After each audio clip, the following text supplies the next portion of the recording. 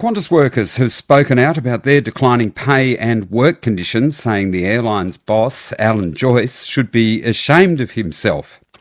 Flanked by Independent Senator Xenophon, the airline staff spoke ahead of the Qantas annual general meeting, which can trumpet a remarkable turnaround in profit. In a single year, the airline went from posting a $2.8 billion loss to a profit of $560 million. Senator Xenophon is sceptical about those numbers and has urged Qantas to make drastic changes. Mandy Sammy reports. Just last year, Qantas was begging the government for assistance. The ASX-listed airline was on its way to making $2.8 billion in losses in the 2014 financial year and wanted taxpayers to provide guarantees on its loans.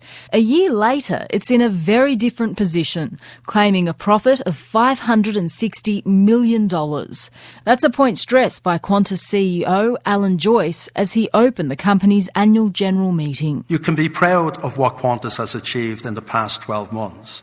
And as we prepare to mark the 95th anniversary, you can be equally excited about our future. That sentiment is in stark contrast with what Qantas employees outside the AGM have been saying. Workers like Billy McGlue. They introduce 4-hour shifts. Now, that is ridiculous. We have sometimes 2 weeks of 4-hour shifts, so people cannot afford to pay their bills with wages like that. Average wage at QGS is around about approximately $570, which is $80 below the average wage. Qantas is trying to make Qantas workforce into a third world workforce. We are living in Australia, so stop it, Alan Joyce. Barry Lynch is another Qantas worker. He says the working conditions are disgraceful. A lot of the times when they do mess up your wages, you've got to wait 3-4 months for them to rectify it.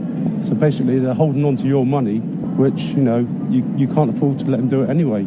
Alan Joyce should be ashamed of himself for what he's doing. 35-year-old Asher Walter works for Qantas Ground Services. He says the working conditions are depressing. I'm unhappy with the conditions at the moment, primarily because it just seems like at the moment this company is being run into the ground from the workers up. We're struggling. I mean, they're posting these massive profits, but they say that they can't pass that on to us in a form that's going to actually help us. I understand that, yes, the business does require part-time workers, but if they're going to say that I will always be part-time and I will never have the opportunity at full-time, that's where I have the problem with. The Transport Workers Union State Secretary is Tim Dawson. Qantas what they do now is they set up subsidiary businesses, and these businesses where they employ all their new employees. And under these businesses, they employ only part-time employees. Currently in Western Australia, we have 2 out of every 3 employees of Qantas who are part-time employees. What Qantas are doing are driving down the rates and pays of employees. Qantas were an iconic company in Australia. They are now a disgrace. And we demand that their board today stand up and say, no, Alan Joyce is not going to walk away with $12 million.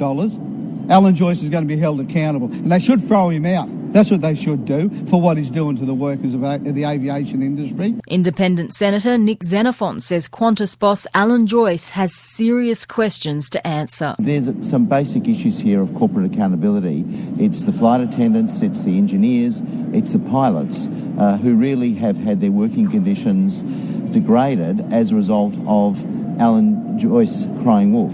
If you put this in perspective, he said that Qantas International was in, quote, terminal decline 4 years ago, when in fact it now seems to have bounced back. There seems to be a seemingly miraculous $3.5 billion turnaround with Qantas's fortunes in the last 12 months. I would urge the media to forensically look at Qantas's books, because it seems that for all those who are lauding Alan Joyce to say that he's responsible for getting Qantas out of a seeming nosedive, it seems the same job could have been done by Otto, the automatic pilot, in flying high. So why is Alan Joyce getting $12 million? Qantas has rejected Senator Xenophon's accusations. In a statement, it says its accounts are independently audited and meet the ASX's strict disclosure requirements. Mandy Sammy reports.